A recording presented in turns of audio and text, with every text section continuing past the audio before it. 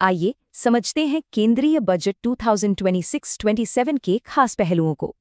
तो इस पूरे बजट का सबसे बड़ा मकसद क्या है? लक्ष्य है 7% की विकास दर पाना। इसी से विकसित भारत का रास्ता बनेगा। अब इस लक्ष्य को पाने के लिए सरकार ने 3 मुख्य कर्तव्यों पर अपनी रणनीति बनाई है। ये है तेज आर्थिक विकास, लोगों की उम्मीदों को पूरा करना और सबका समावेशी विकास। तो जो पहला कर्तव्य है यानी तेज विकास, उसे हासिल कैसे किया जाएगा? इसके लिए 6 पिलर्स बनाए गए हैं, मैन्युफैक्चरिंग से लेकर एनर्जी सिक्योरिटी तक। चलिए पहले पिलर यानी मैन्युफैक्चरिंग को थोड़ा और समझते हैं। इसके तहत बायोफार्मा शक्ति, सेमीकंडक्टर मिशन 2.0 जैसे बड़े कदम शामिल हैं। कंटेनर मैन्युफैक्चरिंग और नए पोर्ट्स के लिए 5 साल में 10,000 करोड़ रुपए का आवंटन होगा। अब बात करते हैं चौथे पिलर की, इंफ्रास्ट्रक्चर, जो इकोनॉमी की रीढ़ है।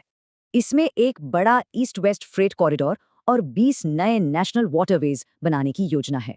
कृषि क्षेत्र में भी टेक्नोलॉजी की मदद से बड़े सुधारों पर जोर दिया गया है।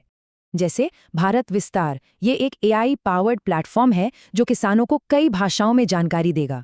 एक और दिलचस्प फोकस है ऑरेंज इकोनॉमी, यानी कंटेंट क्रिएटर्स को सपोर्ट करना।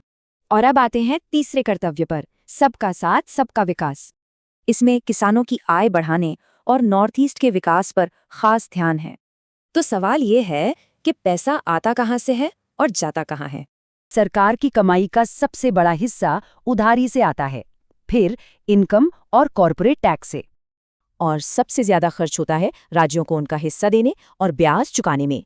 सेक्टर्स की बात करें तो ट्रांसपोर्ट और मंत्रालय में डिफेंस पर सबसे ज्यादा खर्च होता है।